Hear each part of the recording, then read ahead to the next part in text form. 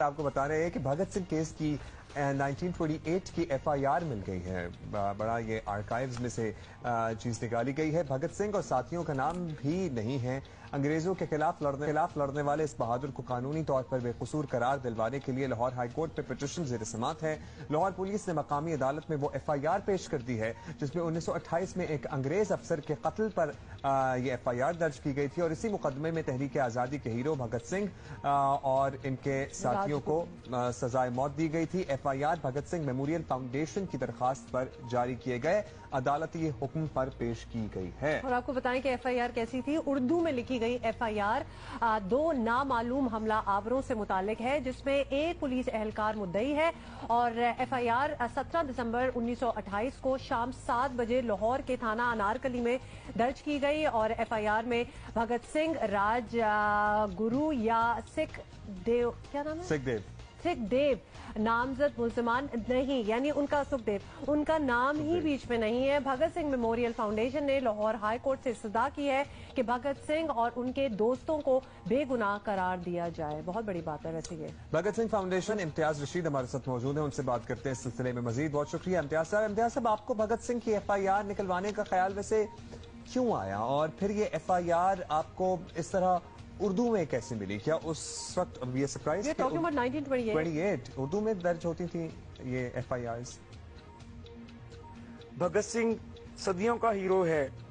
ان کا میں نے اپنے گرینڈ فادر سے، اپنے والد صاحب سے، میرے والد صاحب Abdul Rashid Qureshi advocate supreme court کے یہاں وکیل ہیں، ان سے اور اپنے دادا جان سے جو کہ کانگریس پارٹی کے پردھان تھے، صدر تھے ابور میں، ڈسٹرکٹ فیروز پور میں، ان سے ان کی جرأت اور بہادری کے واقعات سنتا آیا تھا.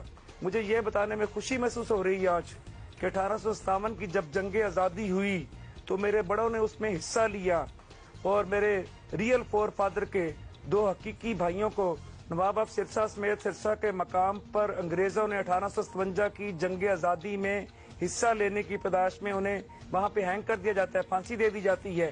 میری رگوں میں انہی انقلابی لوگوں کا خون تھا جس نے مجھے مجبور کیا کہ میں بھگت سنگھ جی کو پڑھوں.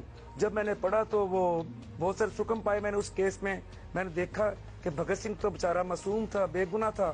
پھر میں نے FIR نکلوائی.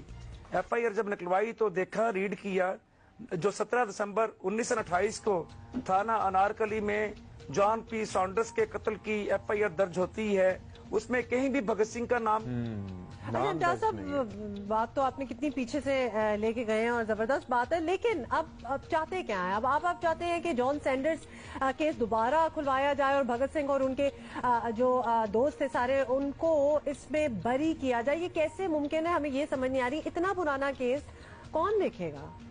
میں نے 13 میں لاہور ہائی کورٹ کا دروازہ کھٹکھٹایا. 2013 میں اصول انصاف کے لیے ہم نے یہ پٹیشن دائر کر رکھی ہے لاہور ہائی کورٹ میں کہ کورٹ اسے انوسینٹ ڈکلیئر کرے. تو وہ ہماری درخواست جو کہ ریٹ پٹیشن تھی وہ باقاعدہ طور پہ ایڈمٹ ہوئی ہے، نوٹس ہوا اس میں. سنگل بینچ نے یہ سنی. مسٹر جسٹس شجاعت علی خان صاحب نے ہمارے کیس سے، ہماری دلیلوں سے اتفاق کیا اس کیس میں، اور یہ پھر chief justice Lahore high court کو ریفر کر دیا جاتا ہے. کانسٹیٹیوشن لارجر بینچ سنے گا اس کو، بڑا بینچ سنے گا. پھر دوسری اس کی ہیئرنگ ہوتی ہے 16 میں آ کر ڈبل بینچ کے پاس. ڈبل بینچ اسے سنتا ہے. مسٹر جسٹس خالد محمود خان کی سربراہی میں قائم ڈبل بینچ نے اس کی ہیئرنگ کی. ہم نے اس پہ اعتراض اٹھایا. ہم نے کہا کہ BB اس کیس کو نہیں سن سکتی کیونکہ یہ اس وقت کے 3 ججوں کا فیصلہ تھا. اس کے لیے 5 اینڈ مور ججز اس کیس کو سنیں تبھی انصاف کے تقاضے پورے ہو سکتے ہیں. انہوں نے ہماری گزارشات سے اتفاق کیا اور یہ کیس ہمارا chief justice Lahore high court کو دوبارہ ریفر کر دیا کہ اس کے لیے بڑا آئینی کانسٹیٹیوشن لارجر بینچ بنایا جائے. ہیرو ہوتے ہیں، اس کا کسی بھی مذہب اور دھرم سے تعلق کیوں نہ ہو. تو ہم نے یہ کیس ثابت کر کے ورلڈ لیول پہ ایک میسج بھی دیا ہے کہ مسلمان متعصب اور تنگ کے ہیرو کے رول کا احترام کرتے ہیں. امتیاز صاحب بہت شکریہ. امتیاز رشید ہمارے ساتھ موجود